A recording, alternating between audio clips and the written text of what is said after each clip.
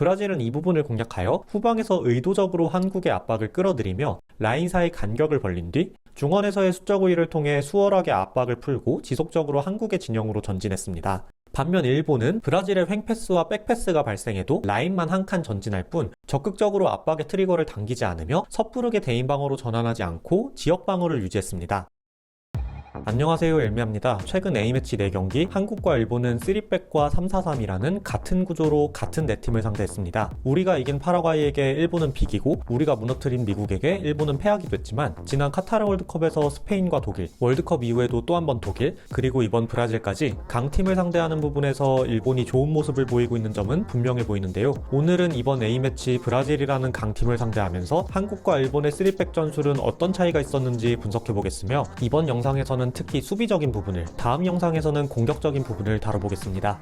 중원 수적 열세 3-4-3의 두 팀은 모두 수비 시 5-2-3 내지는 5-4-1의 수비 블록을 갖춥니다. 이 구조에서 나타날 수 있는 문제점 중 하나는 중원에서 2명의 미드필더가 겪는 수적 열세인데요. 실제로 한국은 브라질전 중원에서 2명의 미드필더가 상대 3명의 미드필더 혹은 포워드까지 내려서며 4명의 미드필더에게 수적 열세를 허용하며 고전했습니다. 한국은 이 경기에서 하이블록에서부터 전방 압박을 펼쳤고 압박이 풀리면 빠르게 수비로 전환하여 5-4-1 미드블록 내지는 로우 블록을 갖췄습니다. 이 수비 블록은 라인 사이 좁은 간격을 갖출 땐 문제가 되지 않았는데요. 브라질이라도 이렇게 좁은 간격에 그대로 들어가긴 쉽지 않기 때문입니다. 하지만 한국의 수비 방식에서 차이가 발생했습니다. 브라질이 횡패스 혹은 백패스를 연결할 때 한국은 적극적으로 압박의 트리거를 당겼습니다. 자기 지역을 방어하던 수비 블록은 이제 상대 선수를 방어하는 대인 방어로 전환되었는데요. 하지만 이 과정에서 라인 사이 간격이 벌어질 때 중원에서 2명의 미드필더는 상대 3명의 미드필더에게 수적 열세를 갖게 됩니다. 압박이 시작될 때 센터백 한 명의 전진으로 이를 극복할 수 있지만 조금의 틈만 발생해도 이를 공략할 수 있는 브라질을 상대로 이러한 전진은 쉽지 않았습니다. 실제로 스토퍼 김주성의 전진 압박이 조금 늦었을 때 이때 발생한 공간을 공략하며 선제골에 성공한 브라질입니다. 센터백이 적극적으로 전진하지 못하자 결국 지속적으로 중원에서 수적 열세를 허용한 대표팀인데요. 브라질은 이 부분을 공략하여 후방에서 의도적으로 한국의 압박을 끌어들이며 라인 사이 간격을 벌린 뒤 중원에서의 수적 우위를 통해 수월하게 압박을 풀고 지속적으로 한국의 진영으로 전진했습니다.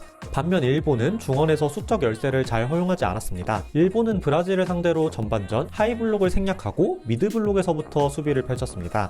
역시 간격이 촘촘한 5-4-1 내지는 5-2-3 미드블록을 갖춘 일본은 브라질 센터백들이 볼을 소유해도 압박을 펼치지 않고 자기 지역을 지켰고 원톱 우에다가 카세미로를 등 뒤에 두며 6번으로의 패스 루트를 차단했는데요. 브라질의 횡패스와 백패스가 발생해도 일본은 라인만 한 칸 전진할 뿐 적극적으로 압박의 트리거를 당기지 않으며 섣부르게 대인 방어로 전환하지 않고 지역 방어를 유지했습니다. 이러한 수비 운영은 전반전 7-3에 가깝게 상대에게 볼 점유를 내줬지만 상대에게 끌려나가지 않고 콤팩트한 간격을 유지하면서 간격이 벌어질 때 발생하는 중원에서의 수적 열세를 상쇄시킬 수 있었습니다.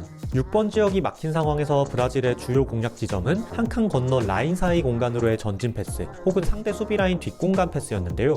라인 사이로 볼이 들어오면 컴팩트한 간격의 일본 수비 조직이 강한 압박으로 볼을 끊어낼 수 있었고 뒷공간 패스의 경우 상대적으로 정확도가 떨어지기 때문에 안정적이지 않았습니다. 적극적인 압박을 펼친 한국을 상대로는 상대를 끌어들인 뒤 중원에서 수적 우위를 점하며 압박을 풀어나오면서 많은 찬스를 만들어내던 브라질이지만 자기 지역을 지키며 컴팩트한 간격을 유지한 일본을 상대로는 효과적으로 수비 블록을 공략하지 못했고 전반전 많은 찬스를 만들어내지 못했습니다. 하지만 세계 최고 수준의 브라질은 이번에도 작은 틈을 놓치지 않았고 전반전 단 3개의 슈팅 중 2개를 득점으로 성공시키는 클래스를 보여주기도 했습니다.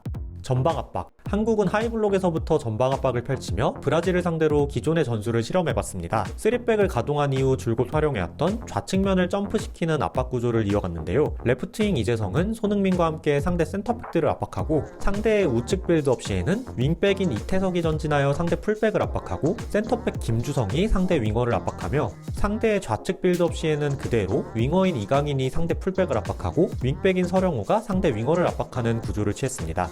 이때 중원에서 역시 3대2 수적 열세가 발생하지만 스토퍼 한 명의 전진을 통해 이를 상쇄시키는데요. 이 과정에서 1대1 맨투맨으로 전방에서부터 상대를 압박하는 대표팀입니다. 이러한 압박이 잘 통하며 높은 지역에서 몇 차례 브라질의 빌드업을 끊어내기도 했는데요. 하지만 브라질은 한국의 압박을 차례차례 풀어나오기 시작했습니다. 1대1 싸움에서 개인의 기량으로 브라질이 압박을 풀어나오기도 했지만 느슨한 압박의 강도로 인해 시간과 공간이 주어질 때 브라질은 압박을 수월하게 풀어냈습니다. 브라질 정도의 강팀은 조금의 시간과 공간이 주어져도 압박을 풀 수 있는 능력을 지녔기 때문에 전방 압박을 펼친다면 높은 강도를 유지하며 시간과 공간을 허용하지 않아야 했습니다. 하지만 압박이 풀린 가장 많은 상황은 지역 방어에서 대인 방어로 전환되는 상황이었는데요. 미드 블록에서 지역 방어를 펼치다가 압박 타이밍에 맞춰 대인 방어로 전환하면서 하이 블록으로 전진하는 과정에서 역시 최후방에서 센터백의 적극적인 중원 전진이 필요했고, 이때 상대 공격수가 깊은 지역까지 내려선다면 브라질 공격수들의 뒷공간 공략에 대한 부담을 느낀 센터백은 더 이상 적극적인 전진을 시도하지 못하면서 결국 중원에서 수적 열세가 발생하며 브라질은 지속적으로 한국의 압박을 풀고 전진했습니다. 스토퍼 졸유민이 비니시우스를 따라 깊은 위치까지 전진했지만 뒷공간에 대한 위협을 느끼며 압박을 멈추고 후방으로 돌아갔고, 브라질은 중원에서 프리가 된 비니시우스를 통해 압박을 풀고 전진합니다.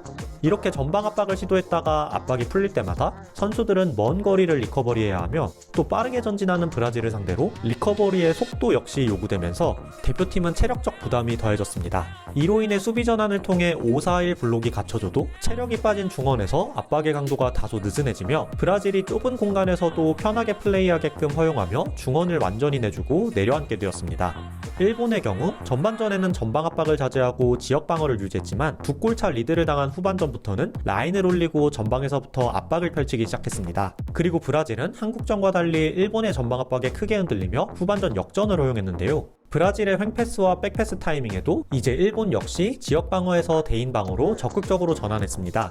이 과정에서 일본의 압박 구조를 살펴보면 한쪽 사이드를 점프시키는 한국과 달리 일본의 경우 원톱이 상대 센터백이 아닌 6번을 견제하고 윙어들이 전진하여 상대 센터백들을 압박하며 윙백들이 전진하여 상대 풀백들을 압박하는 구조를 갖췄습니다. 이러한 3-4-1-2 압박 구조는 상대의 4-3-3 구조를 그대로 1대1로 대응시킬 수 있는데요.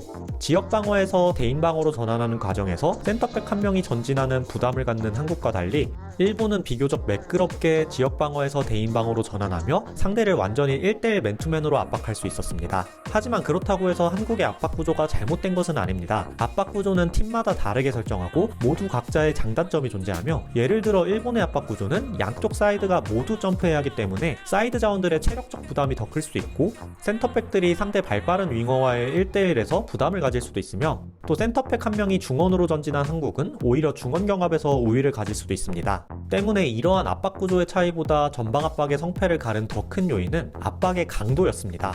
브라질에게 시간과 공간을 허용하며 압박이 풀린 한국과 달리 일본은 압박의 강도를 높게 유지하며 브라질에게 시간과 공간을 허용하지 않았습니다. 이는 두 팀의 마인드셋의 차이에서 발생했다고 보는데요. 한국의 경우 현재 실험을 진행 중인 3백 시스템에서 브라질이라는 강팀을 상대로 우리가 준비해온 압박 전술이 어느 정도 통하는지 테스트를 해보는 느낌이 강했고, 때문에 압박이 한 차례씩 풀릴 때마다 우리의 압박이 통하지 않음을 느낀 선수들의 의지와 기세가 꺾이는 모습이 보여지면서 시간이 갈수록 시간과 공간을 더욱 쉽게 허용했습니다. 이미 오랜 기간 3백을 활용해오며 시스템이 갖춰져 있는 일본의 경우 홈에서 브라질을 상대로 승리해보겠다는 정신적인 무장이 갖춰진 실전에 임했고, 두 골차 리드를 당한 상황에서 후반전 이를 뒤집어보겠다는 높은 동기부여를 갖고 전방 압박을 펼치면서 높은 압박의 강도를 유지할 수 있었습니다. 여기에 더해 두 골차 리드를 가진 브라질의 안일해진 정신력 역시 한몫하면서 일본은 브라질의 빌드업을 높은 위치에서 지속적으로 끊어내며 브라질을 당황시켰고, 후반 초반 브라질 최후방의 결정적인 실책을 유도하며 득점에도 성공했습니다. 이후 동점골과 역전골에 성공한 이후에도 물러서기보다는 전방 압박의 기조를 유지한 일본입니다. 하지만 일본 역시 세계적인 능력을 지닌 브라질에게 당연히 압박이 풀려나오며 먼 거리를 리커버리하기도 했는데요. 일본의 경우 압박을 자제했던 전반전 압박이 풀려도 리커버리의 강도가 낮았기 때문에 그만큼 체력을 안배할 수 있었고, 후반 막판까지 압박이 풀려도 빠른 수비 전환을 유지하며 수비 조직을 갖추면서 브라질의 공세를 막을 수 있었습니다. 오늘은 이렇게 한국의 3백과 일본의 3백의 차이점 중 수비 국면에서의 차이점에 대해 이야기해봤습니다. 한국은 브라질을 상대로 중원에서부터 도전적인 압박을 선택했지만 중원에서 수적 열세를 허용하며 고전했고, 전방에서의 압박이 풀리며 자신감을 잃고 강도가 약해진 반면 일본은 인내심을 갖고 기다리는 선택을 했고, 그럼에도 이 실점을 허용하자 전방 압박으로 계획을 수정했으며 높은 동기부여를 갖고 압박의 강도를 유지하며 경기를 뒤집고 강팀 브라질을 잡는 데 성공했습니다. 손흥민 선수 역시 브라질전 상대를 너무 존중했고 존중했음에 대한 후회를 언급한 바 있으며 한국 역시 강팀을 상대로 전방 압박을 펼칠 계획이라면 높은 동기부여를 갖고 전방에서 압박의 강도를 높게 유지하고 후방에서도 적극적인 전진 압박을 유지해야 할 필요가 있어 보이며 그게 아니라면 어설픈 압박을 자제하고 상대에게 점유를 내주더라도 중원에서 인내심을 갖고 기다리는 전술 변화 역시 필요해 보입니다. 다음 영상에서는 한국과 일본 3백의 공격적인 부분에서의 차이점을 다뤄보도록 하겠습니다. 오늘도 시청해주셔서 감사합니다.